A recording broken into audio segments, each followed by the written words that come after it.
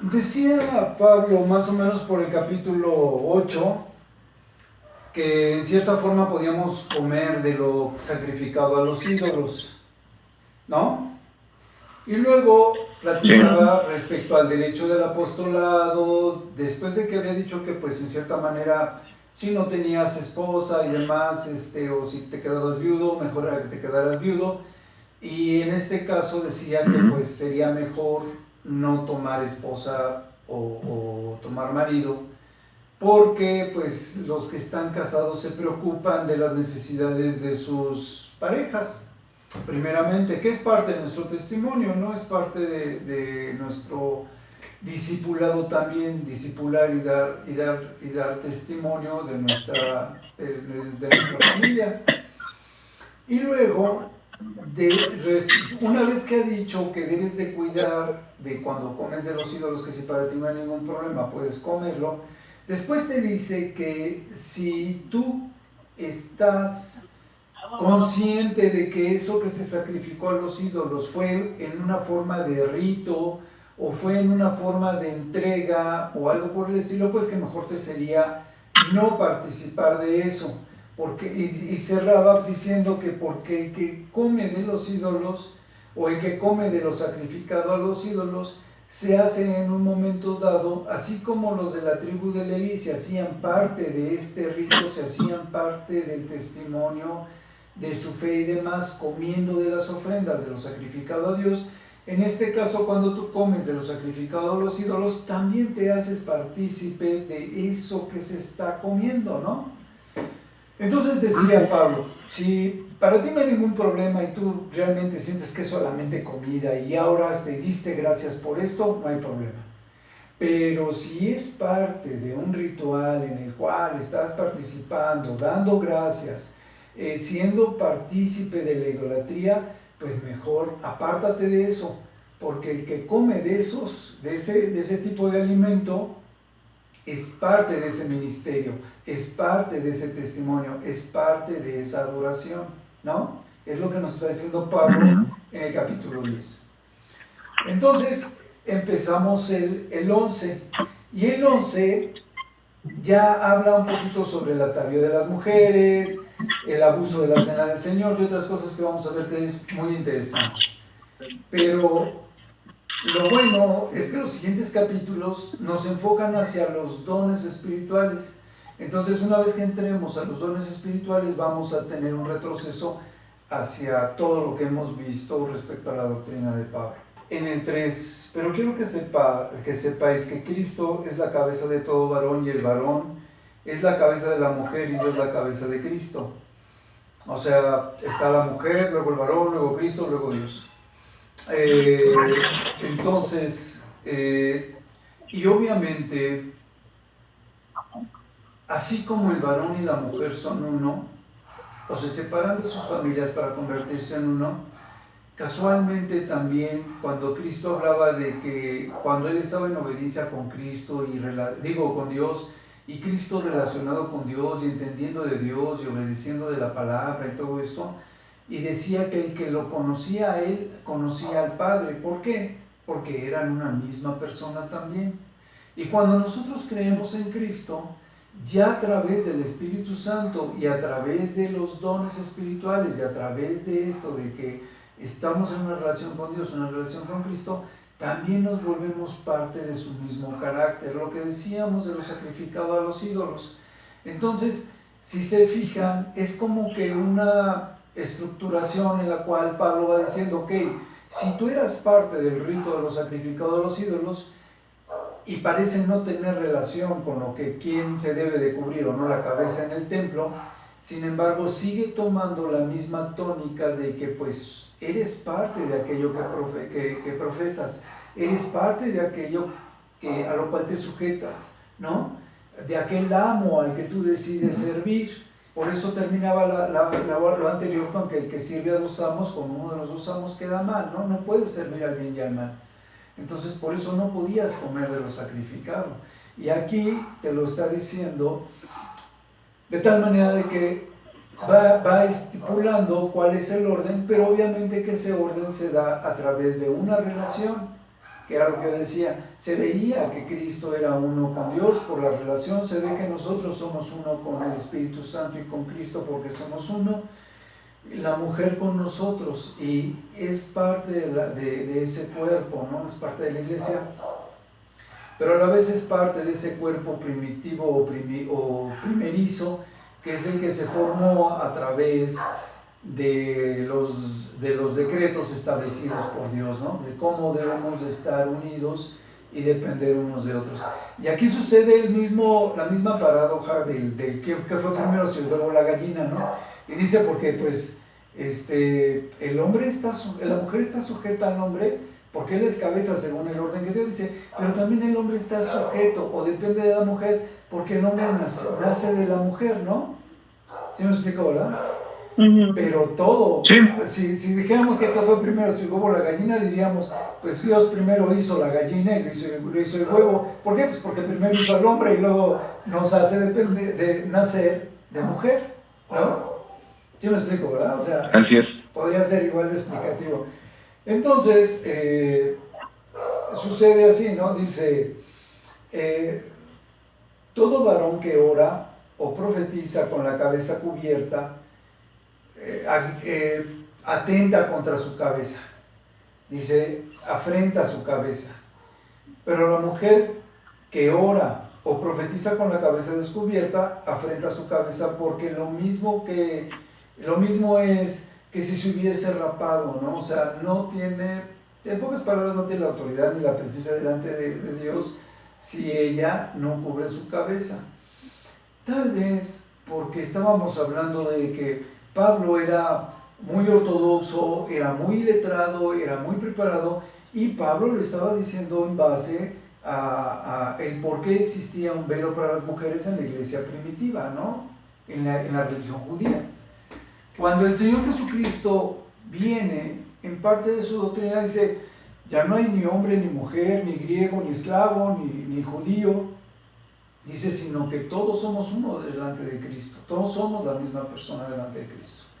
Entonces, siempre tenemos que tener en mente que por eso precisamente tenemos una relación con Cristo, por eso tenemos una relación con Dios, porque eso nos permite a nosotros ubicar realmente, aunque sea dicho por Pablo, darle una interpretación lo suficientemente legal, como cuando decía, ¿no?, que si el papá, para él estaba bien que su hija no se casara, porque él tenía don de continencia, pues que la hija no se casara, ¿no? Pero realmente la que estaba siendo perjudicada era la hija, en el capítulos anteriores que vimos, que yo me reí de eso. Y les decía, ya no vivimos bajo las leyes, sí tenemos que cumplirlas, pero aquellas leyes que son parte de una verdadera doctrina. Lo demás que es por fe, que hacemos por fe, por obediencia a Dios, por obediencia a Cristo, como hacer el bien a nuestro prójimo y demás, debe de ser algo natural, nacido de una relación con Dios. Entonces, no todo lo que dice Pablo es 100% estrictamente para que nos apeguemos. Y la prueba está en que con nuestra fe, no siendo judaizantes, en la mayoría de las iglesias, las mujeres ya no entran con templo en las iglesias cristianas, digo, con velo en las iglesias cristianas. Sí me estoy explicando, ¿verdad? ¿El por qué? Ok. Entonces, sí. ¿Sí, Ana? ¿Sí? Ok. Sí, Entonces, perfecto. Entonces seguimos. Dice, más adelante en el 7, dice, porque el varón no debe cubrirse la cabeza, pues él es imagen y gloria de Dios, pero la mujer es gloria del varón. Fíjense, dice que el varón no debe de cubrirse la cabeza. Y sin embargo, hoy precisamente estaba viendo a un pastor que habla mucho en hebreo, da sus clases en hebreo, y ya lo han de haber visto, no sé cómo se llame, se me olvida su nombre. El caso es que habla de Shalom, Yeshua, y etcétera, etcétera. Entonces, y estaba precisamente con un velo blanco sobre su cabeza el día de hoy, que lo estaba viendo, porque a veces se vuelve demasiado judaizante, ¿no? Entonces, cuando realmente pues, se supone que estamos libres de ese tipo de doctrinas a través de la sangre de Cristo. Y seguimos adelante. Dice el 8, porque el varón no procede de la mujer, sino la mujer del varón, y tampoco el varón fue creado por causa de la mujer, porque tampoco el varón fue creado por causa de la mujer, sino la mujer por causa del varón, por lo cual la mujer debe tener señal de autoridad sobre su cabeza por causa de los ángeles, pero en el Señor, ni el varón sin la mujer, ni la mujer sin el varón, porque así como la mujer procede del varón, también el varón nace de la mujer, pero todo procede de Dios, ¿no? Es lo que yo les decía antes, que fue primero el huevo o la gallina. Bueno, pues parece que fue la gallina. Entonces, dice, juzgad vosotros mismos, es propio que la mujer ore a Dios sin cubrirse la cabeza. La verdad es que cada quien haga lo que el Espíritu le indique. Yo le diría a Pablo, ¿no? Entonces, dice, la naturaleza misma no os enseña que el varón le es deshonroso dejarse crecer el cabello. Por el contrario, a la mujer dejarse crecer el cabello le es honroso, porque en lugar de velo le es dado el cabello.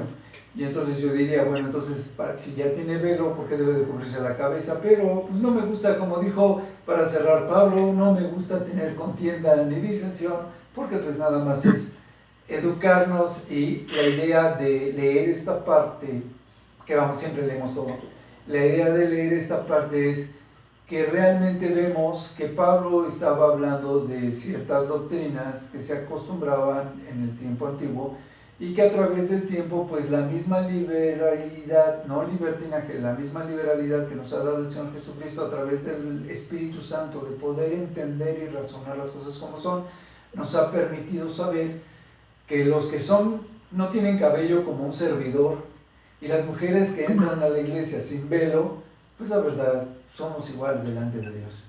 Fíjense, hablábamos de la iglesia de Corinto, ¿se acuerdan? Cuando empezaba la iglesia de Corinto, habíamos platicado que Corinto era en parte una iglesia en la cual había mucha idolatría y cosas por el estilo, y que era en cierta manera caracterizada entre las naciones por eso, porque tenía muchos dioses y ídolos y demás. Entonces, la iglesia de Corinto había sido evangelizada antes de la llegada de Pablo, y después veíamos que durante la llegada de Pablo. Entonces Pablo ya había ido y vuelve a ir a Corinto, y entonces les dice que cuando él cuando él iba a ir, todavía él está hablando de esta carta. La primera de Corintios es una carta que Pablo dirigió a los corintios antes de ir a hacerse presente. Entonces les está mandando una carta primero, cuando veíamos en 1 Corintios 5, eso fue en 1 Corintios 5, donde el cuate andaba con la madre con su madrastra, y los de Corinto decían, ya viste este cuate, no, es un galán, o está acostándose con su madrastra, y que quién sabe qué. Y entonces Pablo, enojado, les corrige y les dice, ¿por qué que todavía no llegan a crecer lo suficiente, no son lo suficientemente capaces como para entender que esto está mal? Y en lugar de reprenderlo, se están vanagloriando de su actitud. Y entonces, aquí sucede algo muy parecido, que para ser una iglesia que ya había conocido del Evangelio y demás, pues me extraña que la iglesia todavía no tuviera la madurez como para ser reunidos para tomar la Santa Cena, y llegaban a comer y embriagarse, y les dice Pablo, pues ¿qué no tienen ustedes un lugar donde comer o donde beber? ¿No tienen una casa donde asistir? ¿No? ¿A dónde ir a hacer estas cosas?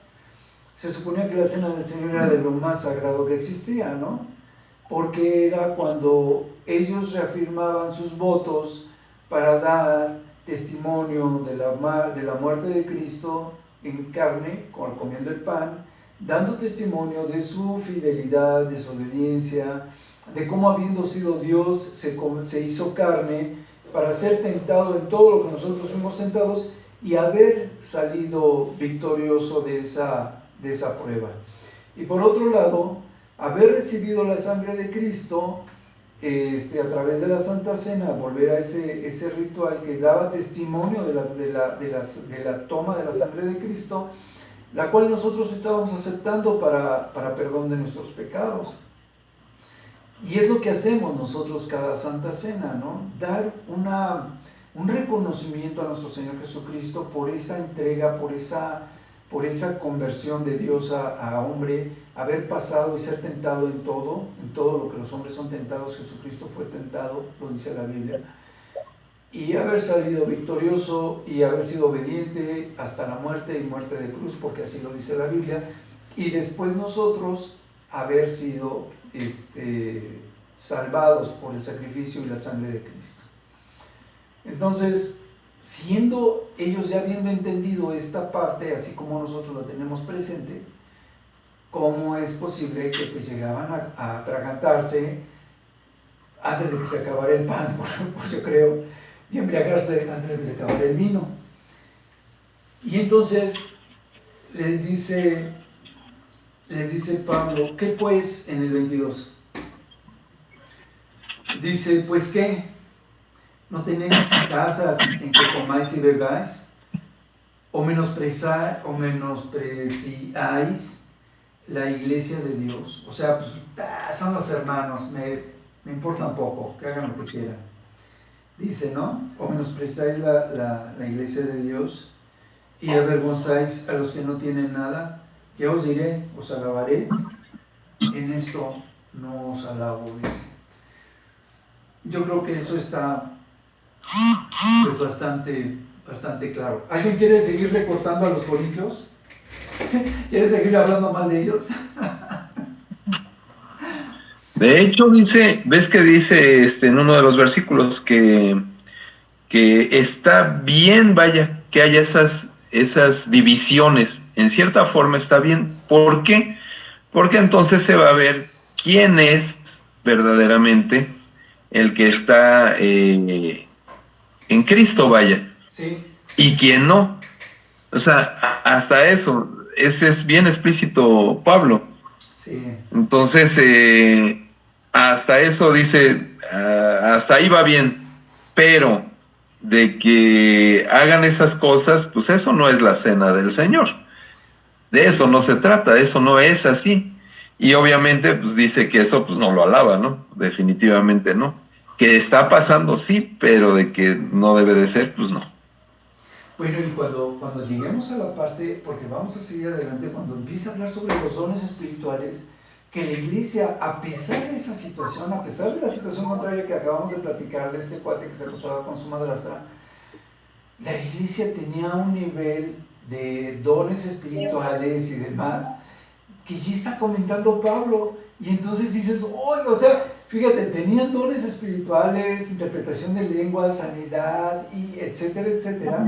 Y sin embargo, había tanto de unos como de otros, yo creo, y como decía Pablo y como bien dices tú, y de eso sí va a dar cuenta Pablo, ¿no? Como diciendo, este cuate sí sabe a qué viene, este cuate no tiene idea de dónde está parado. Ok. Fíjense, esto pues nosotros lo comentamos cada vez que tenemos la Cena del Señor, cada primer domingo del mes. Entonces dice, porque yo recibí del Señor lo que también os he enseñado. Eso que Él les enseñó, que son los dos fragmentos en rojo, los que tenemos en rojo, lo que el Señor Jesucristo dijo, que es: tomad, comed, este es mi cuerpo que por vosotros es partido, haced esto en memoria de mí. Esta copa es el nuevo pacto en mi sangre, haced esto todas las veces que la bebiereis en memoria de mí. Ya lo sabemos. Acabamos lo que realmente importa, lo acabamos de comentar. O sea, ¿qué significa? El significado de esto. Pero a lo que voy es que Pablo dice: yo recibí del Señor lo que también os he enseñado. Eso que Él les enseñaba de cómo comer y demás la cena, aquí dice Él que lo había recibido del Señor. Yo creo en este aspecto que no lo recibió directamente del Señor, porque Pablo no estuvo cuando los apóstoles tuvieron la Santa Cena con el Señor Jesucristo. Pero, obviamente, teniendo el mismo espíritu, teniendo el mismo discernimiento, yo creo que es a lo que se refiere Pablo. Pablo solamente tuvo un encuentro con el Señor Jesucristo. Todo lo demás fue una relación con el Espíritu Santo, y lo que él recibía de los demás apóstoles, lo que él iba conociendo de los demás apóstoles por sus testimonios y cartas, y etcétera, etcétera. Entonces, Pablo, cuando se refiere a que fue lo mismo que recibió el Señor Jesucristo, no lo recibió directamente de Cristo, lo recibió de lo que los apóstoles le enseñaron que habían tenido en la Santa Cena con el Señor Jesucristo, porque ese mismo ritual que nosotros tenemos, ellos lo tenían, ¿no? Bueno, es mi manera de pensar. Sí. Ya saben que el que no esté de acuerdo, Sí. lo voy a quitar cuando edite el video. Entonces, es cierto, pueden opinar. Pueden decir que no están de acuerdo.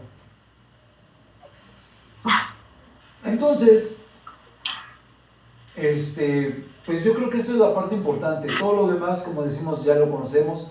Cierra Pablo en el 26 diciendo: así pues, todas las veces que comieres este pan y bebieres esta copa, la muerte del Señor Jesucristo anunciáis, ¿no? Del Señor anunciáis hasta que Él venga. Y esto es muy importante. Aquí van a suceder dos cosas. Lo vamos a estar anunciando hasta que venga el Señor Jesucristo, o lo vamos a estar anunciando hasta que nosotros nos vayamos con Él. Ya sea que Él venga o que nosotros vayamos, pero lo vamos a estar anunciando. Bueno, y nuestra esperanza es que el Señor venga para que seamos todos transformados, ¿no? Yo creo que queda nada más porque la gente que no conozca sepa de nuestra esperanza, que es la venida de nuestro Señor Jesucristo, hasta que Él venga. Bendito sea su nombre. Estamos platicando, fíjense, Pablo decía, volvemos a los capítulos anteriores, Pablo decía que si querías comer de los ídolos, no había problema. Pues que si tú comías haciendo un ritual de lo que se estaba sacrificando a los ídolos, te volvías parte de esa idolatría, el capítulo anterior. Y ahorita te está dando un ejemplo con lo de la Santa Cena, porque al comer y convivir y compartir de la Santa Cena, nosotros nos hacemos parte de ese ritual que es el cuerpo de Cristo, del sacrificio de Cristo, de la predicación o del evangelio o de la evangelización sobre el sacrificio de Cristo, ¿no? Sigan viendo la relación, ¿verdad? Pablo venía preparando todo esto desde antes. Y hablando de que los corintios no bateaban, no daban una, ya iban por el sexto o séptimo strike. Fíjense. Y esto que acabamos de decir, de que nos volvemos parte de ese ritual, a través de ese ritual nos volvemos parte de ese cuerpo y demás, Pablo lo dice en la parte, dice en el 28, por tanto, pruébese cada uno a sí mismo y coma así del pan y beba de la copa, porque el que come y bebe indignamente, sin discernir el cuerpo del Señor, juicio come y bebe para sí. ¿Ok? Estábamos hablando de participar de estos alimentos. Y ahorita estamos hablando de que no nada más es participar, sino discernir el porqué de los alimentos, el por qué lo estamos haciendo, qué estamos haciendo, qué ritual estamos haciendo. Entonces, cuando alguien comía o hacía algo para los ídolos, pues sabe de qué más o menos se está tratando, y aunque no de pie con bola tampoco, pues de todas maneras no deja de ser una idolatría. Aquí el problema ya no está en que comas y bebas y seas parte del cuerpo de Cristo, sino número uno, que lo hagas indignamente, número dos, que lo hagas inconscientemente o indignamente, sino que, y sin discernir el sacrificio de Cristo, sin discernir el cuerpo de Cristo, sin discernir ese sacrificio que Él desarrolló. Si tú estás comiendo por comer la Santa Cena del Señor, dice juicio, bebe, dice juicio come y bebe para sí.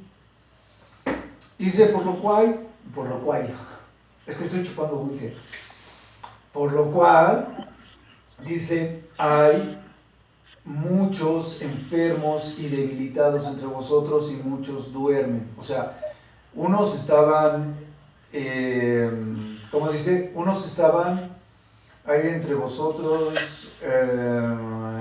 debilitados, enfermos, debilitados y muertos por haber discernido, por no haber discernido de la cena del Señor, haber tomado indignamente o valiéndoles, bueno, perdón por la palabra, pero importándoles muy poco, ¿no? Entonces, y casual, y también esto, volvemos a lo mismo, no podemos ser tan ortodoxos como para decir, Javier está enfermo, César está enfermo, ellos comen de la cena indignamente, sin discernir que están haciendo mal, o no les importa. No, o sea, en el trato del Señor hay diferentes tratos para diferentes situaciones, para todos de alguna manera. Algunos para fortalecer la fe, otros para que nosotros demos testimonio de cómo Dios nos respaldó para otras personas, según lo que dice la Biblia, algunos para fortalecernos y así sucesivamente, ¿no?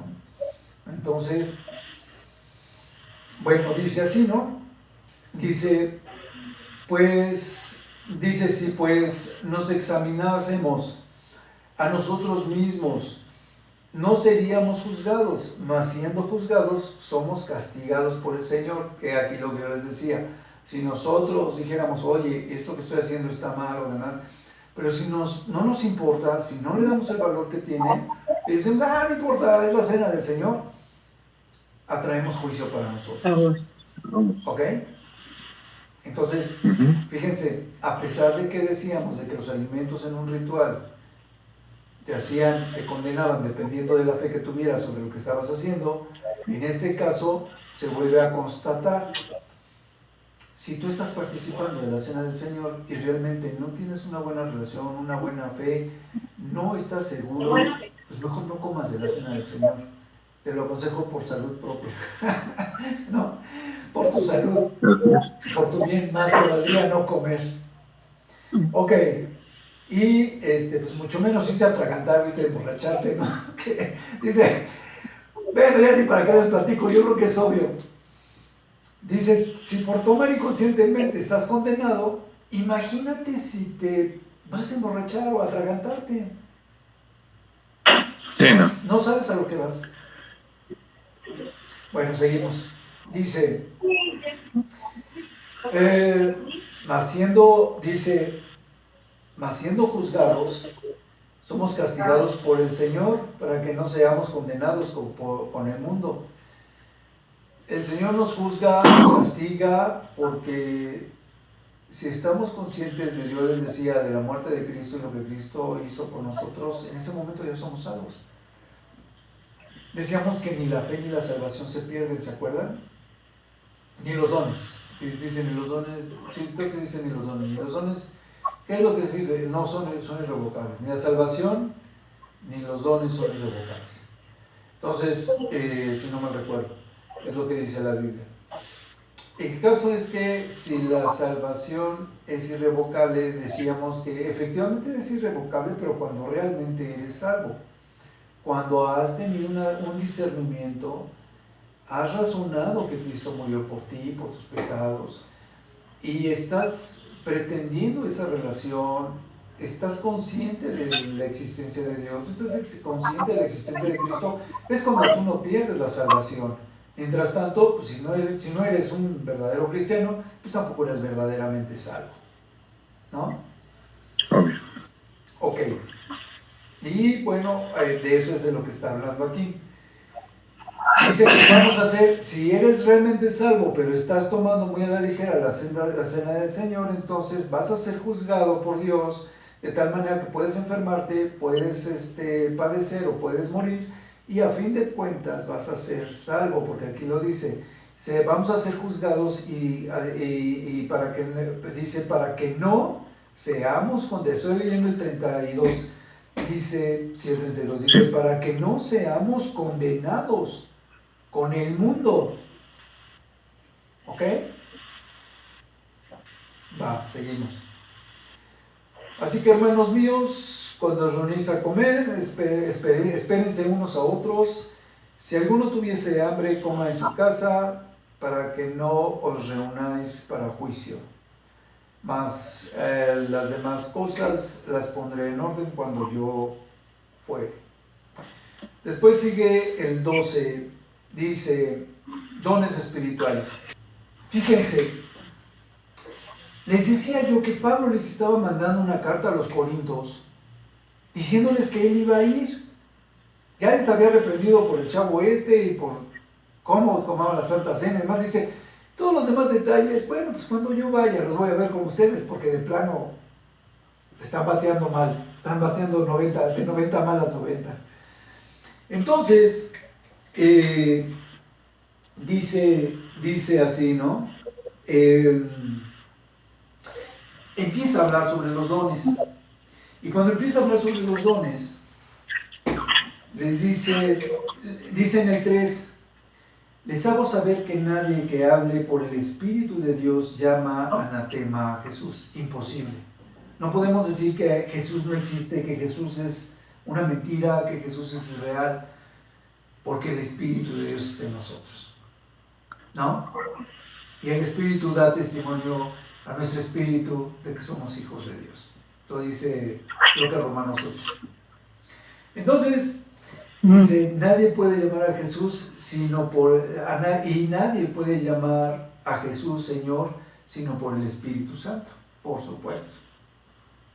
Yo creo que es lo más importante, bueno, de lo más importante que dice este capítulo. La otra referencia es lo que yo ya les decía. Les está diciendo a la iglesia cómo está compuesta, de que para entonces hay diversidad de dones. Y en uno de los estudios que tuvimos, cuando yo les platicaba, les decía que hay dones como el amor, como la fe, como la profecía, que están combinados con, hablas de los dones y casualmente la fe se encuentra en un don y se encuentra en un fruto. Pareciera a veces que decimos, ok, la fe es un don y es un fruto. La profecía es un don y es un fruto. El amor es un don y es un fruto. Entonces, hay cosas que son dones y son frutos. Cuando tú recibes un don, les explicaba yo, tú ya lo recibiste. Y cuando lo haces trabajar, entonces tienes un fruto. ¿Sí me expliqué, verdad? Esta iglesia ya había crecido de tal manera que ya estaba recibiendo dones. Lo que yo les decía, a pesar de que tenían ciertas fallas, parecía que no todos tenían las mismas fallas. Por eso les había dicho que cada quien iba a ver qué tal tamaño de fe tenía cuando él fuera, porque era evidente que hablaba de que algunos de ellos estaban muy fortalecidos y desgraciadamente no toda la iglesia de Corinto estaba igual. Dice, a unos les hacer, en el 10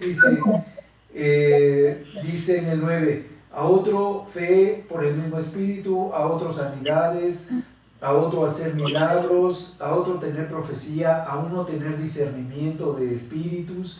El discernimiento de espíritus era qué tipo de espíritu era el que tú tenías y qué tipo de don tenías. Entonces, los diversos géneros de lenguas, la interpretación de esas mismas lenguas. O sea, tú podías estar hablando una lengua y podía venir un intérprete de lenguas e interpretar qué lengua estabas tú hablando. O tener una traducción de lenguas para saber qué estabas diciendo. Por eso, más adelante decía que cuando tú en la iglesia estás dando una profecía, pues es mejor que haya un intérprete, porque si no dejas en ascuas a la iglesia. Eso ahorita lo vamos a ver ahorita. Dice, porque así como el cuerpo, en el 12 dice, porque así como el cuerpo es uno y tiene muchos miembros, pero todos los miembros del cuerpo, siendo muchos, son un solo cuerpo, así también Cristo, ¿no? Tiene Cristo en la iglesia, o la iglesia en el Espíritu tiene un cuerpo como la esposa, como la amada, para Cristo, un cuerpo que entregar. Y cada quien haciendo una función, cada quien teniendo un don, y cada quien haciendo un trabajo dentro de la iglesia. Dice el 13, porque por un solo Espíritu fuimos todos bautizados en un cuerpo, en su cuerpo, en el cuerpo del Señor Jesucristo, ¿no? Todos fuimos bautizados, y ya lo hemos visto. Una vez que nosotros creemos, generalmente podemos ser bautizados y luego recibir el Espíritu y luego ser bautizados. Eso se da a veces en diferentes maneras, pero bueno, lo que doy es, siempre tenemos el Espíritu. Siempre viene el Espíritu. Una vez que estamos perfectamente conscientes y le entregamos nuestra vida a Cristo, el Espíritu viene a darnos discernimiento. Es ese, lo comentaba yo en otras clases, es ese principio. Cuando todos creímos primeramente que Cristo había muerto por nuestros pecados. Y a partir de ahí el Espíritu empezó a ministrar en nuestras vidas y empezamos a crecer espiritualmente hasta tener la estatura que ahorita tenemos. Y estamos creciendo hacia la estatura del varón perfecto, es la estatura de nuestro Señor Jesucristo. Por eso seguimos teniendo fallas y errores, ¿no? Entonces, dice, un mismo espíritu fuimos todos bautizados en un cuerpo, en el cuerpo del Señor Jesucristo, ya que sea que, o en nuestro cuerpo, pero a fin de cuentas, por la sangre del Señor Jesucristo, por un mismo espíritu. Dice, sea que seas judío, que seas griego, que seas esclavo, libre, o que a todos nos dio el Señor un mismo espíritu. Tenemos todos un mismo espíritu. Y somos todos los miembros del cuerpo, somos miembros de una iglesia y todos tenemos funciones y todos somos necesarios en la iglesia. Y la finalidad de crecer en la iglesia, como decía el Señor Jesucristo, el que es mayor, su finalidad o su trabajo es el servir, el prestar atención, el prestar un servicio, el prestar su tiempo para el crecimiento de su persona y de la misma iglesia. Eso ya lo hemos visto, nada más estoy reafirmando lo mismo que decía Pablo. Dice el 22, antes bien todos los miembros del cuerpo que parecen más débiles son los más necesarios. Generalmente el que va a servir es el que está más preparado, es el que está más consciente de esa relación. Y parece que no, pero todos dependemos de eso. Dependemos de esas personas para tener a veces un ejemplo, a veces una enseñanza, a veces un testimonio en el cual poder guiarnos o dar sus vidas son un testimonio. Aquellos, dice el 23, aquellos del cuerpo que nos parecen menos dignos, a estos vistió más dignamente, y los que nosotros son menos decorosos se tratan con más decoro. Después habla de las necesidades, es lo mismo, el mismo ejemplo. Dice el 26, de manera que si un miembro padece, todos los miembros se duelen con él, y si un miembro se recibe honra, todos los miembros con él se gozan. Y es lo que yo estaba diciendo, parece mentira, pero a través del servicio más mínimo, no sé qué decirles. Por ejemplo, los que van a hacer el aseo antes del servicio, parece ser un servicio mínimo y sin embargo, qué gran bendición. Imagínense que los baños estuvieran sucios todavía hasta nuestras fechas, pues, ¿qué no sería del baño, ¿no? Y de nosotros. Entonces, desde ese punto hasta lo más mínimo, el guardatemplo, lo que sea, todos los trabajos que son para el Señor, todos los trabajos son dignos, son dignificantes, nos dignifican cualquier tipo de trabajo. Pero el hecho de trabajar como para el Señor, lleva su gloria, como decíamos, para que todos los miembros se gocen con él. Dice, vosotros pues sois el cuerpo de Cristo y miembros cada uno en particular, ya lo había dicho. Entonces dice, a unos los pone el Señor en la iglesia, a otros como apóstoles, como profetas, maestros, los que hacen milagros, los que sanan, los que ayudan, los que administran, los que tienen don de lenguas. Eso dice, procurad, dice al último en el 31, procurad pues los dones mejores. ¿Cuáles son los dones mejores? Va. 1 Corintios 13. La preeminencia del amor. Si yo hablase lenguas humanas y angélicas y no tengo amor, vengo a ser como metal que resuena o címbalo que retiñe. Y si tuviera profecía y entendiese todos los misterios y toda la ciencia, y si tuviese toda la fe, de tal manera que trasladase los montes, y no tengo amor, nada soy. Y si repartiese todos mis bienes para dar de comer a los pobres, y no entregase mi cuerpo para ser quemado, y no tengo amor, de nada me sirve. El amor es sufrido, es benigno. El amor no tiene envidia. El amor no es jactancioso, no se envanece, no hace nada indebido, no busca lo suyo, no se irrita, no guarda rencor, no se goza de la injusticia, mas se goza de la verdad. De todo lo sufre, todo lo cree, todo lo espera, todo lo soporta. El amor nunca deja de ser, pero las profecías se acabarán, y cesarán las lenguas, y la ciencia acabará. Porque en parte conocemos y en parte profetizamos. Mas cuando venga lo perfecto, entonces lo que es en parte se acabará. Cuando yo era niño, hablaba como niño, pensaba como niño, juzgaba como niño. Mas cuando ya fui hombre, dejé lo que era de niño. Ahora vemos por espejo, oscuramente, mas entonces veremos cara a cara. Ahora conozco en parte, pero entonces conoceré, pero fui conocido. Y ahora permanecen la fe, la esperanza y el amor. Estos tres, pero el mayor de ellos es el amor. ¿Cuáles son los dones de los cuales dice Pablo que busquemos el mejor don? Dice, procurad pues los dones mejores. El amor. Termina el capítulo 13 con esos dones mejores, que dice, ¿cuáles son los dones mejores? La fe, la esperanza en el Señor Jesucristo, ¿sí? Que es la certeza de la salvación, y el amor. El amor a nuestro Dios, por supuesto, a nuestros semejantes. En eso es lo mismo que decía el Señor Jesucristo, se resume toda la ley,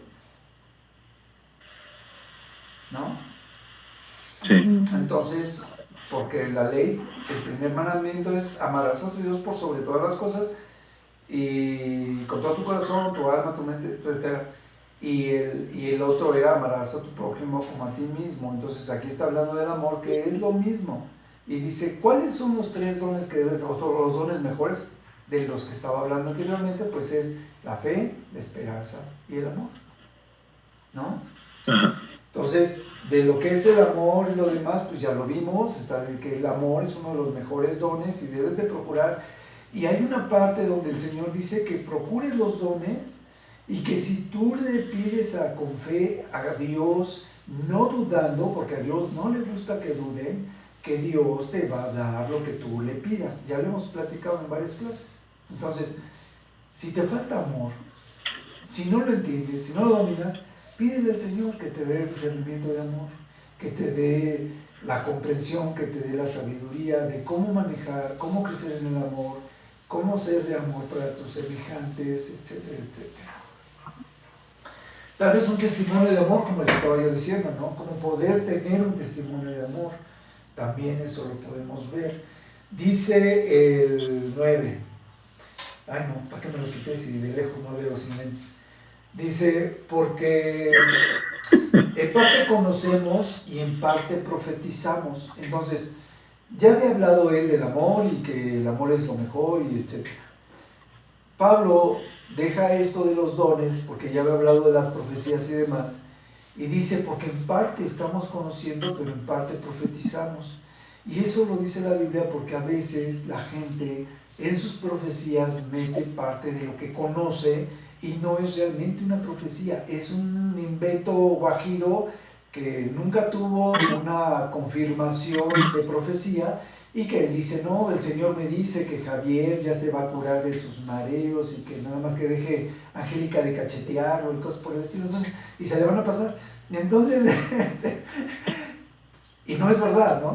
O sea, no es, entonces, y es gente que pues también está inmerso, se la cree, pero porque también recordemos que hay profetas y hay demonios que vienen y nos dicen las profecías. Se ha dado que el Señor manda espíritus inmundos para profecías, para que no se cumplan, para que sean tachados los profetas como mentirosos, etcétera, etcétera. Entonces, hay profecías que no, aunque pudiera ser que un buen profeta, un verdadero profeta, estuviese recibiendo una profecía, podría ser que esa profecía no fuera cierta.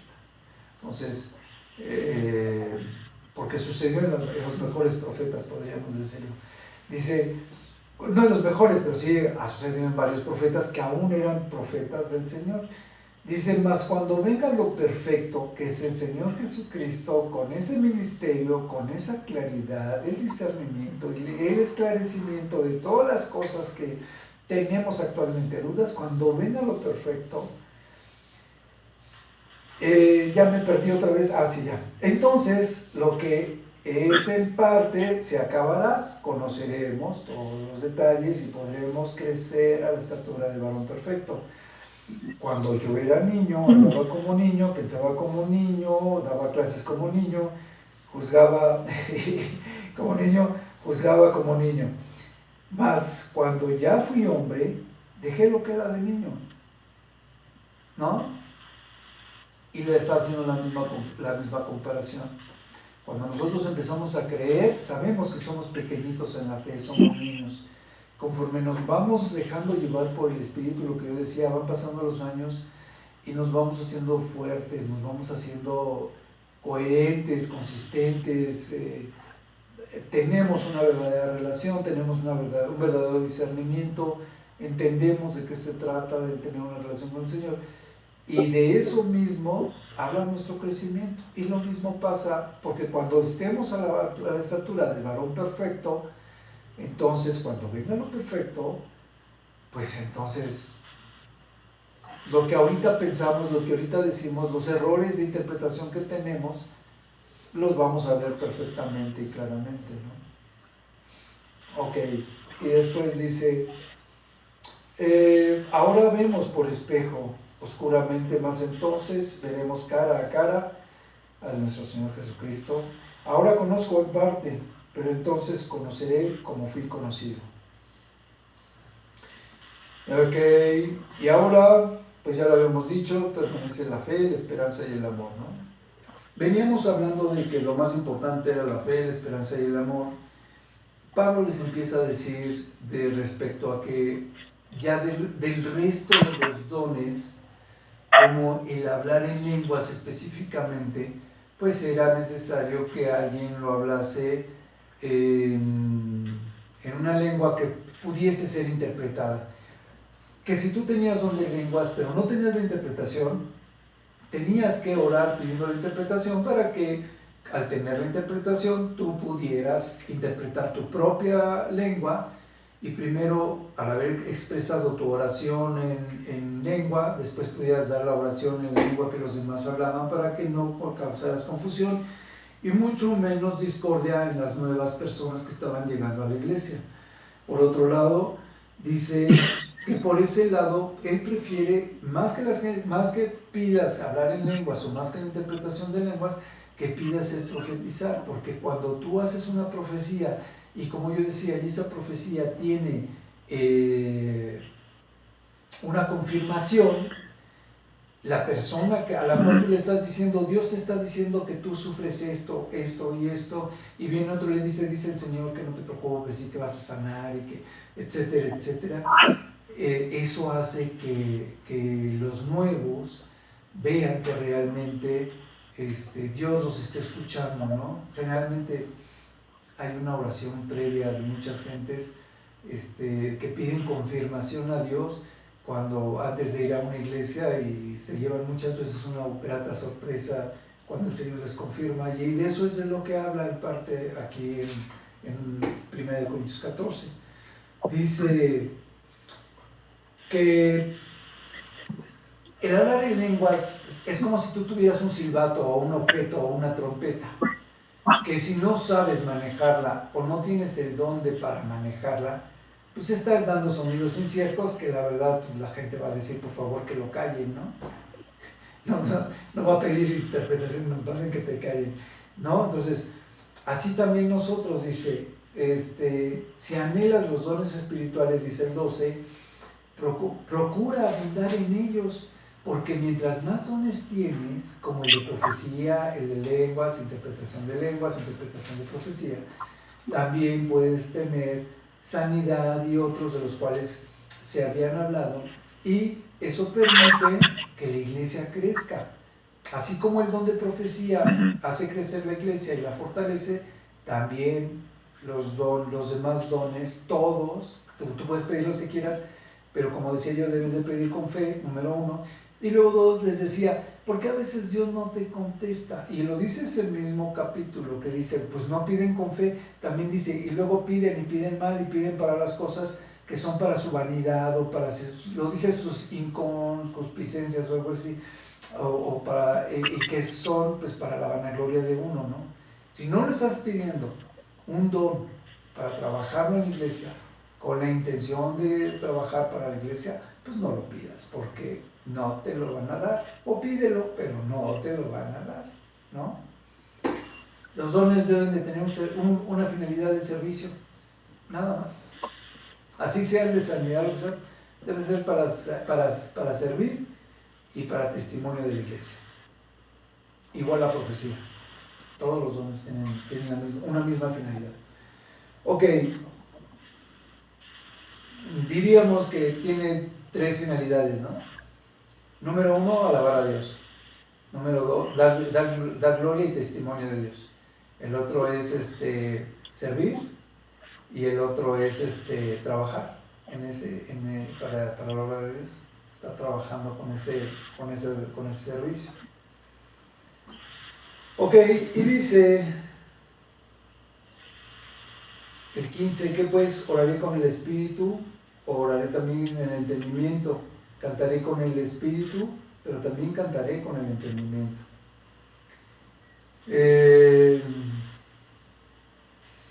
Como dice más adelante, pues nadie puede decir amén a algo que no le entiende o si no te está escuchando, ¿no? Entonces, dice Pablo en el 18, doy gracias a Dios de que hablo en lenguas más que todos vosotros, y en la iglesia prefiero hablar 5 palabras con mi entendimiento para enseñar a otros, también a otros, que 10,000 palabras en lenguas desconocidas.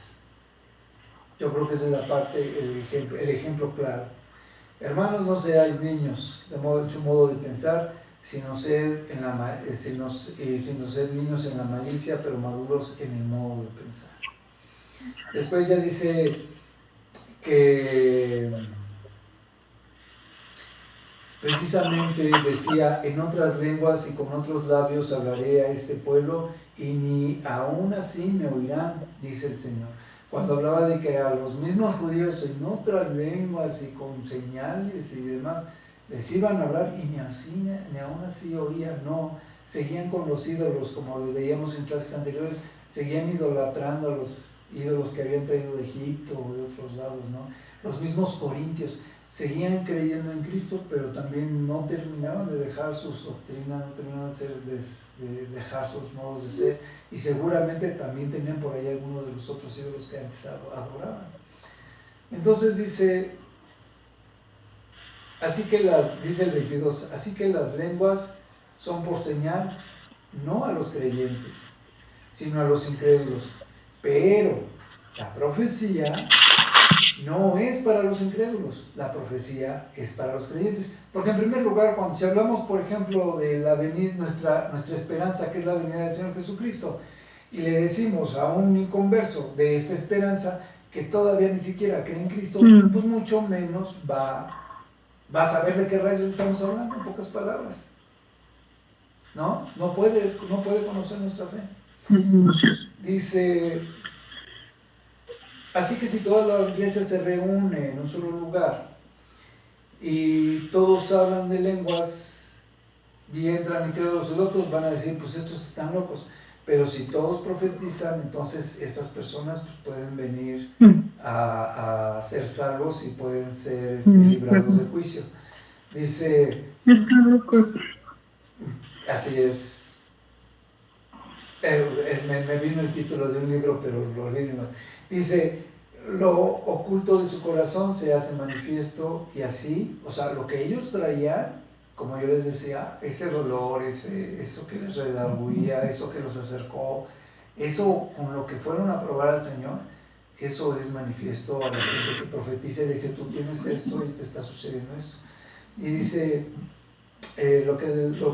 lo oculto de su corazón se hace manifiesto en el 25. Y así postrándose sobre su rostro, adoran a Dios, declarando que verdaderamente Dios está entre nosotros. ¿No? Dice el 27. Sí. Si habla alguno en lengua extranjera, sea por esto o por dos, o a lo más tres, y pues que se procure que haya un intérprete, ¿no? Dice, asimismo, el 29, los profetas saben dos o tres, y si a alguien le vino la revelación primero que al otro, pues quédese callado y después vuelva a confirmar lo que el Señor le dijo de eso mismo. Dice por último, así que hermanos, procurad profetizar y no impidáis, perdón, estoy leyendo el 39, dice, así que hermanos, procurad profetizar y no impidáis el hablar en lenguas, pero hágase todo decentemente y con orden, ¿no? Así es. Todos los dones se deben de ejercer de manera con decencia y con orden, ¿sí? Ya hemos platicado de esas falsas doctrinas que existen del vómito santo y todo ese tipo de rollos que la verdad son una aberración para la vida de la iglesia y para los cristianos. Desgraciadamente son a veces estadios de 10,000 gentes, 5,000 gentes que lo único que manifiesta es que estamos realmente mal fundamentados, a veces nos vamos como borregada, no discernimos lo que estamos haciendo, ¿no? Desgraciadamente.